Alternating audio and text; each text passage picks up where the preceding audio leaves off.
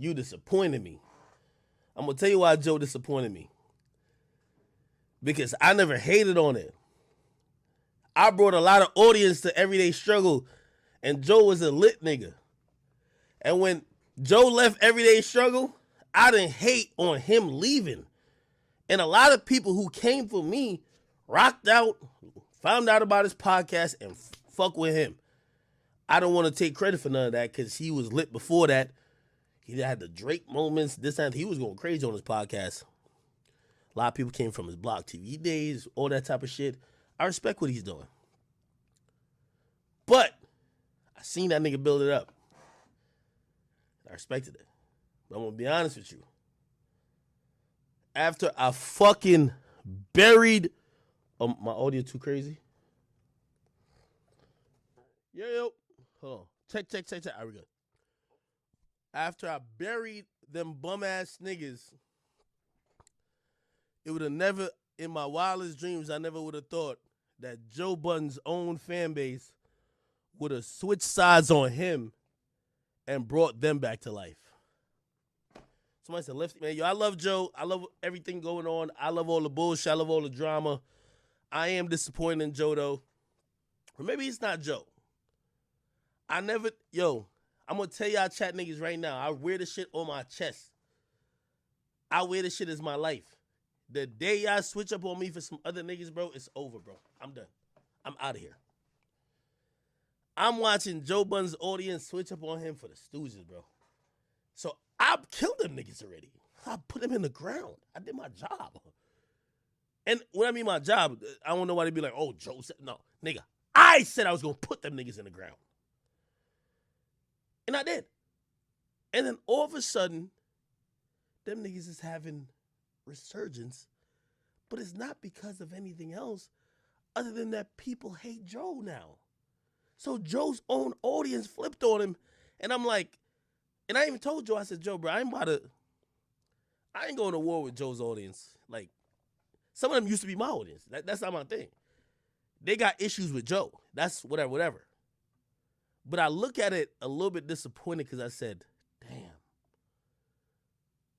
what the fuck gotta happen that your own audience is switching on you? And I don't want to get into their business, but you know me. I rocked out. I built a whole empire off understanding how audiences move. I see Joe's own audience flipping on him, and that shit is... I don't know what to say. I talked to him about that. And he said to me, he said, yo, Ak, this is not the...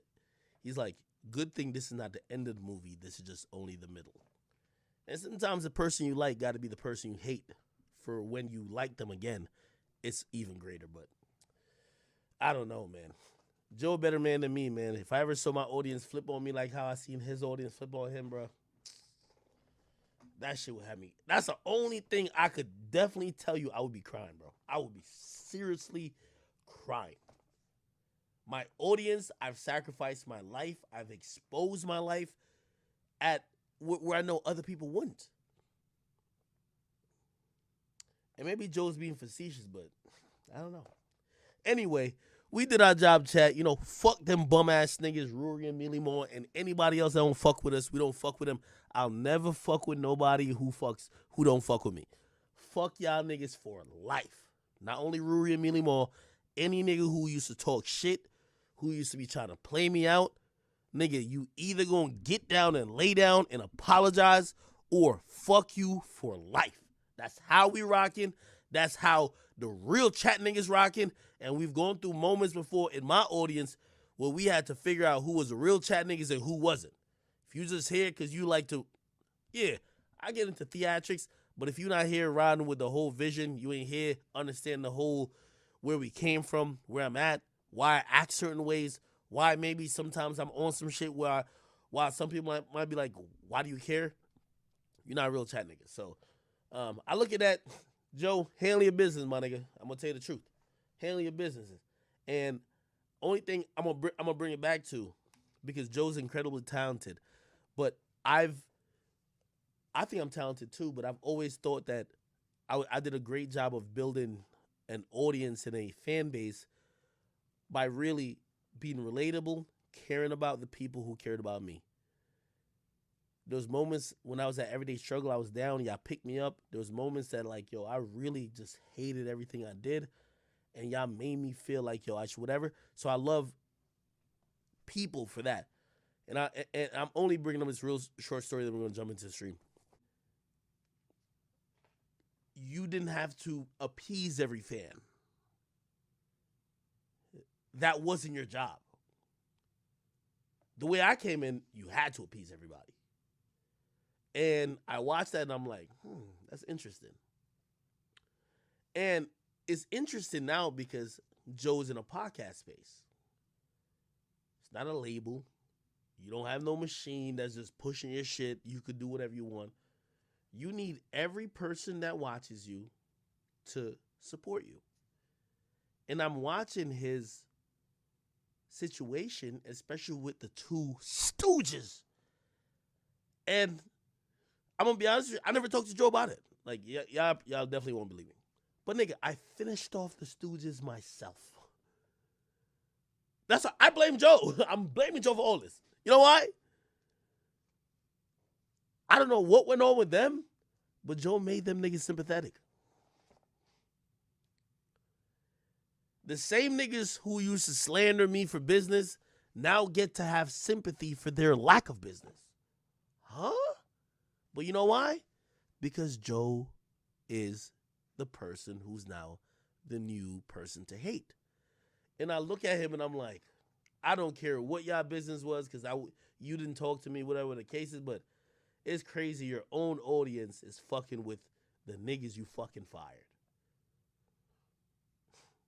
Volume up. Grant, thank you. Are we good? We should be good. Am I good? Drill 420, he'll take care of it. But spam up a scorpion, please. I've always said this. I feel like I've sacrificed my life for y'all. I'm gonna be honest with you. I hope at my worst, even if I'm the most wrong in any situation, I pray y'all don't flip on me. I pray y'all just have tough love and y'all stay with me. Because what I'm watching with Joe, them niggas have dipped on that nigga, bro.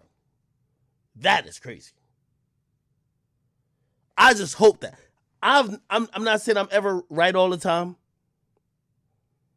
Some of y'all could be like, yo, Ak, you went too hard on that. Yo, Ak, you did this. Yo, you shouldn't have done this. Yo, I do make mistakes. But I hope y'all don't ever get to the point. I think Joe's audience thrown him to the wolves. And I'm going to be honest with you. Fuck the money. Fuck anything. When you're and you reveal so much like Joe has and I have to your audience and you've sacrificed shit, when the people you feel like you've sacrificed it for turn on you, for me, it hurts. I'm telling you, I heard for yo. I asked. No, Joe's good though. He's in a good space. But I told you, yo, I'm telling you, I'm hurt for Joe right now, bro. Joe's own audience, he showcased his darkest secrets. He did everything that possibly people would not ever expose on a podcast or whatever. He did it because he wanted to be transparent like he's always been. And you know what happened? They all flipped on that nigga, man. That's all I'm going to say. Joe, it hurt me for you. But again, for all my chat niggas, all I have to say that, hey, because I be hearing people, oh, what Act think about Rory? Nigga, I did my job. I violated them niggas to the utmost extent. I told you I'm done talking about them. And I mean, I know I'm talking about Joe. But okay, I guess I'm talking about them this time around too. If you wonder why I'm not gonna be hell-bent on everything them niggas do, because I buried them niggas, and the only reason why they still alive is because somehow Joe's audience hates Joe. And I don't know how he gets out of that. I watch everything in media. But shit, he's in a pickle. But anyway, Yo, yo, yo, it's Big Ant, man. We back. Another edition of Urban Politicians TV, UPTV. Had to come tap in real quick on DJ Akademiks going to his live Twitch and then it going to his King Akademiks YouTube channel and saying that he's disappointed in Joe Budden for basically not ending Rory and Mal in his content space or ending them period or leaving them with a lifeline to go do something else. He feels like, well, from what I'm gathering, that Joe Budden should have pressed the issue and not let them niggas go create and make moves on their own. Now, if you don't know the history, Akademiks has issues with Rory and Mal. They went back and forth on Twitter. They've been having little shit to say about each other for years. I don't know who started it first. I don't remember that. But, like, they've had issues, and it got to the point where Akademiks felt super disrespected on Twitter. If I'm not mistaken, Rory and Mal insinuated to him being on drugs or alcohol, which, hey, if I'm a man, don't throw something on me, a drug like, from what I understand, cocaine, don't throw that on me. I don't give a fuck who you is, nigga. I don't do that. You know what I'm saying? And that's just speaking for myself. So I can understand Akademiks' frustration on that.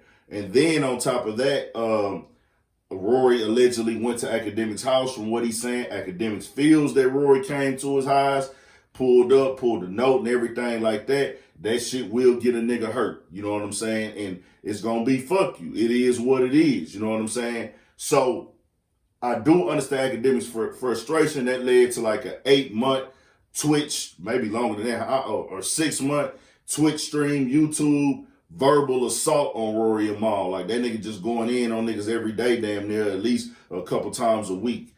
Well, it got to that point where now we see where he stood with them niggas, which, okay, is understandable. But you got to understand, too, because everybody going to look at this shit different ways, like who fuck with Joe Budden, who fuck with Rory and Mal, and who fuck with Akademiks. Akademiks is basically saying, hey, nigga, I want my following to fuck with me even if I'm wrong. Nigga, like, ride on these niggas with me even if I'm wrong. Well, I will say, in my personal opinion here, Akademiks needs to understand on the business side of this thing, or not even the technical whatever, however you want to see it. Or I think a lot of people start like putting their value on Rory and Mal as what they bring to the table or how important you feel they are. But at the end of the day, they were there creating. Joe Budden and Akademiks, y'all are not the same in this media space. And I think when Akademiks says Joe should have ended them niggas, Joe, why you let them niggas live?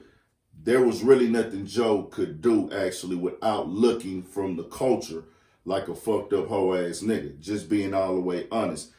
Akademiks, you built your shit on your own in your crib, you know what I'm saying, on YouTube, doing YouTube voiceover videos that the world fucked with and people tapped into. You built your shit through that, and you built your shit through Instagram without niggas. Joe or you or anybody else, we can say whatever we want to say. He had 2 co-hosts. Those 2 co-hosts showed up to work. They showed up to the motherfucking stage. They showed up in this shit, and Joe led them to believe that they were building this together, just like he told us, just like he told you on y'all Instagram live call at one time. You know what I'm saying? Where, hey, nah, we all a team. We all this and that. Joe wasn't transparent on that. Joe has been transparent about a lot of things. Akademiks did say that.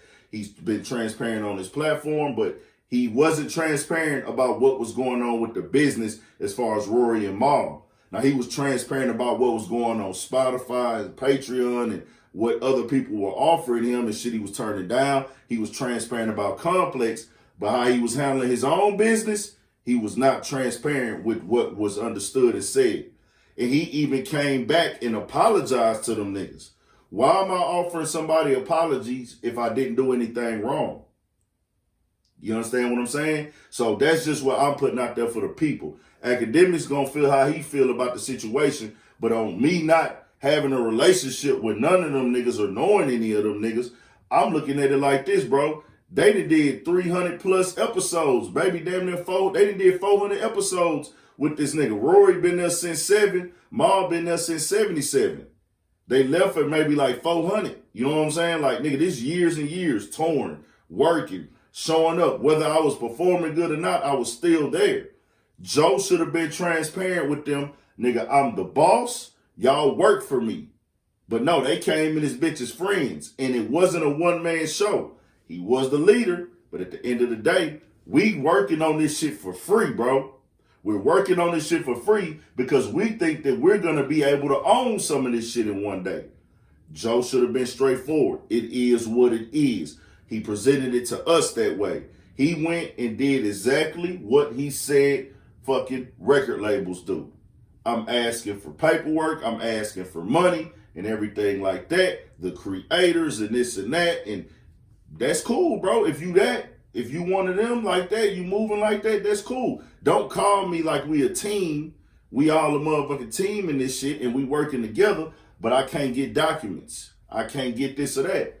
It is what it is. So Joe actually threatened to sue their pants off if they went and did another podcast in an actual non-compete agreement. Meaning, if you go somewhere, you sign this contract like, hey, bro, we can't go do another podcast somewhere or something like that. I don't even know if that's true or not. I don't know if that was even a thing that was signed. It never got brought up again.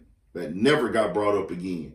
So the thing is with that, in our culture, the way we move as black men and black people, if you stop another black man from going to go get his bag, like Akademiks is suggesting, Joe Budden knows, like, bro, I'm going to look like a slime ball. I'm going to look like how the white people do us. Just because we fell out, understand him and Maul was partners, bro. Them niggas was partners before you met Joe. You know what I'm saying? Before niggas started fucking with Joe for real, he been around. Rory came a little bit later, but they was rocking with each other at one point. Joe said out his own mouth, I know Rory family, like Rory's really my friend. You understand what I'm saying? So that's the thing. Now Joe is saying he happy for them niggas. That's what he said on the pod. Ma called him a sucker after that because, you know, Elliot Wilson was playing the clip of that episode where Joe did say he was happy for him and liked what they did with their little response video and their new podcast kickoff teaser video. But I just say that to say this, it's deeper than what we see with that shit. Now, I understand Akademiks' frustration. You know what I'm saying? For the simple fact, hey, nigga, y'all niggas was talking down on me and da-da-da-da. We had issues. Fuck y'all. But you can't go to Joe like, why you didn't end them niggas?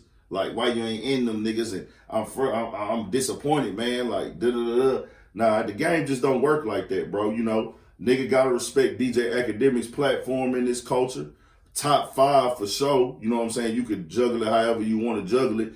When it comes to controlling the percentage of hip hop, Akademiks has put in the work and the grind to get to that motherfucking level where a percentage of hip hop fans, I'm not talking about no streets and da-da-da, I'm talking about the consumers of hip hop. They go to Akademiks for their information. They go there for their entertainment that has anything to do with hip hop. You know what I'm saying? Street niggas are tapped into DJ Akademiks. He's a house and a place for us to go get hip hop, and he in the top of that shit. No matter how you like it, no matter what you feel about him, it is what it is. But at the same time, we just keeping this shit solid. Joe Budden know what, hey, bro, y'all don't have the same type of platform. Y'all didn't have the same type of grind and the same type of come up. You came up as a media personality. He came up as a rapper. You didn't have to work with other people to come up. He did. When you coming up as a rapper, you need managers, you need this, you need a producer, you need an engineer.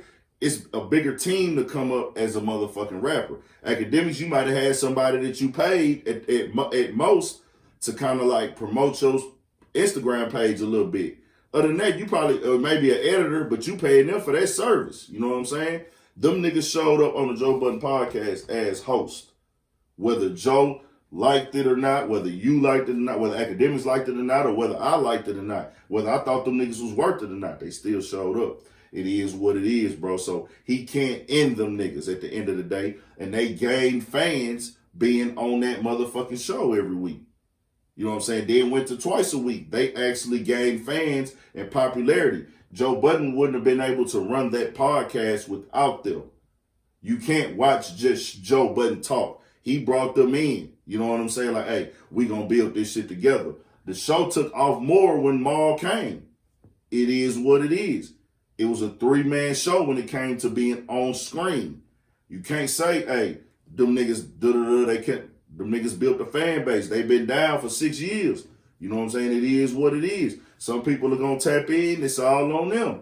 How they gonna run it? How they gonna promote it? How hard they gonna work for it? That's what determines this shit. If they go hard as Akademiks went, they might not be able to get to Akademiks platform level, but nigga, people gonna fuck with hard work. That's just how this culture is built, bro. For nigga going hard and stepping and pushing shit in your face consistently, and it's cool shit, niggas gonna tap in. It is what it is. I can't tell, he was like, my fans leave me to go fuck with somebody. This the world, bro. Nigga, I'll listen to all y'all shit. I'm listening to Akademiks. I'm gonna tap into Joe Budden. I'm gonna tap into Vlad. I'm gonna tap into Rory and Maul. I'm gonna tap in, nigga. I listen to rap. It's just like listening to rappers who don't like each other. It is what it is. Nigga gonna listen to Biggie. Nigga gonna listen to Pac. Nigga gonna listen to Chicago rappers don't like each other. Niggas gonna listen to all the rappers in the game who don't like each other. We going with a good content, man. It is what it is. Subscribe to the channel. Urban Politicians TV 1000, man. Stay on your motherfucking pivot for shit show. Got more coming.